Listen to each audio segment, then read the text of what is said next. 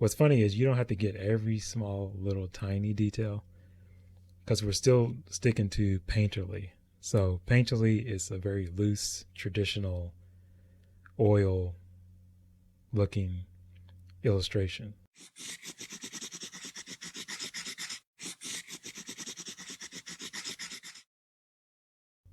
Welcome back to my channel. Right now we're going to look at some sketching, so grab your coffee and tea and let's get right into this. Right here I start with a sketch and it's on its own layer, and what I do is try to figure out all the angles and all the shapes that I can build this reference. And you got the reference on the left and the sketching on the right, and what I do is just find the angles and get like a rough sketch of the subject. And what I do is go to Windows, Arrange, and choose this document so I can have two windows up and then arrange them vertically or horizontally. So right here, I lowered the opacity of the sketch. And then right now I'm doing a more refined version, a more refined sketch that I can work with for painting. And I'm using like a different color. You can use any color you want.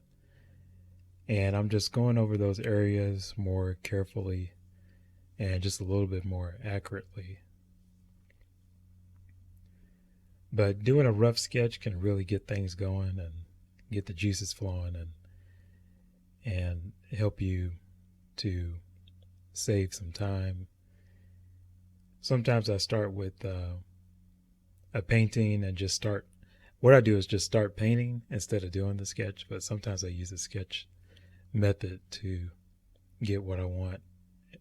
So for this particular one, it's going to be sketching and then painting. So right now I'm putting in all the critical areas. We got the features in the right places. You got the head in the right direction, facing the direction it needs to face. And we got a very undetailed gun, and because the gun's going to be last, and then we also have the long shoes, and that was a little bit difficult to do, but because I have a rough sketch right there, it kind of helps me put them in the right position. And you can see that I can zoom in and zoom out on each side of the same document. So it's a very helpful tool to use that Windows tool to open two different windows of your document so that you can zoom in and zoom out whenever you need to on the canvas that you're painting, on the area that you're painting, and zoom in and out on the reference. And right now, go ahead and like, subscribe, and ring that notification bell. I'm also on Rumble, so I'll have a link in the description below. And okay, right now I'm choosing a hard brush, and what I'm going to do is kind of block in the subject, and I can use any color for this. I'm just basically creating the silhouette of the entire subject as best as I can, and that's on a separate layer, and I'll use it as a clipping mask.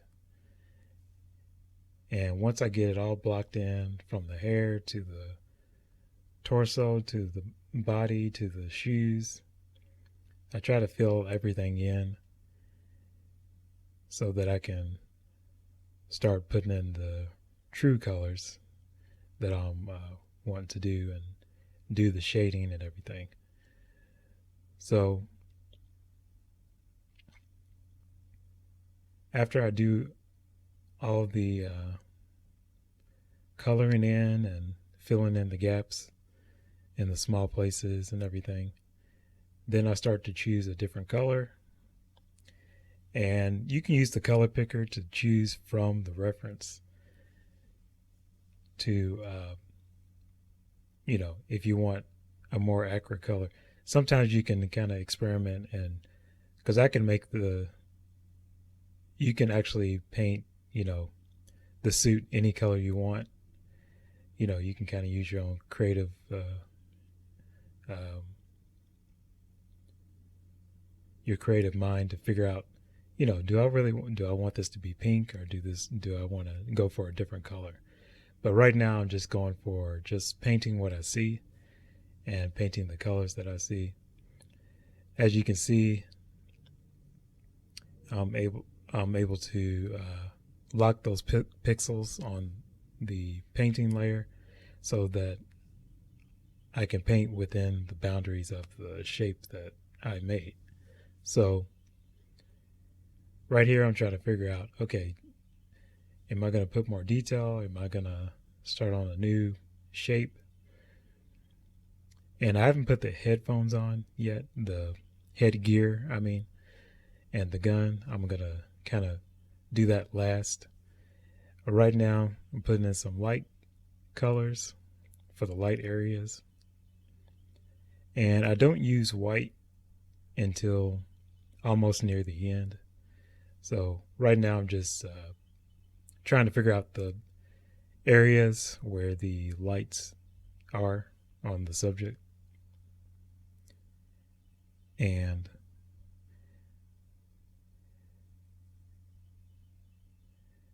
I didn't always use this method, but it seems to be easier to place everything from the shadows to the lights. So as long as I get in some basic shapes in there, then I can really refine them to what I want them to be. So right now I have the layer that's for light, and there's going to be another layer for the darker areas and the lighter tones. So everything is clipped to the main painting layer. So we got the feet and the hands and the head, and just making sure that I name the layers, label the layers. It's good to label them so you know what you're working on and which layer has the details that you want, and it's just in case if you want to adjust some things, like if you have a layer that has detail but you want to change it, or you want to take it out or completely delete it, you know which layer to delete. And if you want to turn down the opacity on certain layers. Now, I'm starting to get to the more saturated colors and getting these darker areas. I try not to use black. I want to use like a darker version of the pink color of the suit. And I'm working a little bit of detail on the face, just making sure to get some other details. You'll see me jump from place to place as I'm going through this. And sometimes you want to work on other areas. Sometimes you're like, well, I'll push that to the side and do something else. So, and sometimes I increase the resolution by 10 or by 20 when I'm getting more detailed. So the more detailed I get, the more pixels I need, the more resolution I need. So I'm working on the gun. I'm trying to get all the details in, and it took a little bit to get all the details, but choosing the right brush that works for you, and that behaves the way you want it to behave, and you can get the effect that you need. And the opacity is low on the brush. Sometimes I do that so that I can gradually build a color instead of, just splatting it on there. And it helps me to have more control over the amount of color and the amount of saturation or the amount of flow of the ink. So it's good to utilize that. It's because you can actually change the opacity and you can change the flow of the brush, and you can adjust the softness and the hardness of the brush. And I use a soft brush, and using the pen pressure, you can go into the brush tools settings, and I think it's brush dynamics, and you can go in there and you can actually do pen pressure so that whatever you're putting down is more realistic as far as putting down the stroke of color. So with the opacity like this, you can gradually build onto these different areas. And I also use the mixer brush tool. It's typically at the end of the painting where I'm putting in extra details. But you see, I'm trying to keep it loose. I'm still keeping the strokes and everything loose because I don't want it to look too smooth, because that's not the style that I'm going for. The style that I'm going for is a very painterly effect. So now I'm putting in some of the darker areas, the darker pinks, and working on the shoes. The details of the shoes exude those details, and you can wear different shades of pink. It looks like shoes, and it looks like a person, sitting down. And what's funny is you don't have to get every small little tiny detail, because we're still sticking to painterly. So painterly is a very loose, traditional, oil looking illustration. So as you can see, it looks like the reference, even when it's not, totally finished. As long we're going in the right direction, you can see. So we got the light areas, the dark areas, the midtones. And when I started to do the suit, I used the mid-tone of the suit to start with. I started with that color, and then I can go into the darks and lights on each layer, each new layer. So I'm putting in the small details now. I'm using the white for the highlights, as you can see. See, now the suit is looking more leathery, like it should. So we're almost at the end of this painting. So I'm putting in the really, really light areas and refining them and making sure that they're a good depiction of the material and the fabric and everything. You see the light colors on the shoes. And also I need to put more details on the shoes, because there's like some black leather at the bottom of them. So I'm going to make sure to put those in there as I go through these paintings. And just remind you guys, if you like this video so far, like, subscribe, and ring the notification bell. And now I'm putting in some more soft light areas to make it look more realistic, but without losing that painterly look. So I'm being very careful. And sometimes I use the mixer brush tool, and the mixer brush tool will help me maintain the natural brush strokes. So you see me doing the gun, I'm putting in the smaller details and making sure that everything is looking exactly like the reference, and at least the appearance of the details. And I really enjoyed putting the small details in there.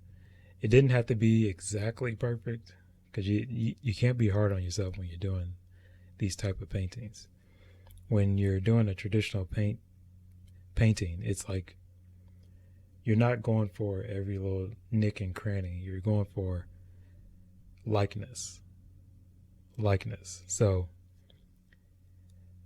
I'm, just having fun with it. As you can see, I put the black at the bottom of the shoes, the little black thin layer of the shoe, the bottom of the shoe, and also some of the leather, and make it look more leathery, and just making sure I have all those slight details in the shadows. I'm doing some final touches on the hair, making sure the strands look good and flowing, and just refining those areas. And I used the sketch lines. The lines I used were like a red, or I could have used like a light blue. And that's so that I don't have to spend too much time trying to get rid of those lines. So the lines were, sort of a neutral color, so I wouldn't have to worry about, if I missed a line, a sketch line, it's not going to matter much because it doesn't show up. So as you can see, I put in the really, really light areas in the hair. And just when I'm doing the corrections with the hair and everything, I'm actually using the color picker as I paint it, because I'm picking the colors around it to reshape and mold from the skin to the hair. And you got the headgear.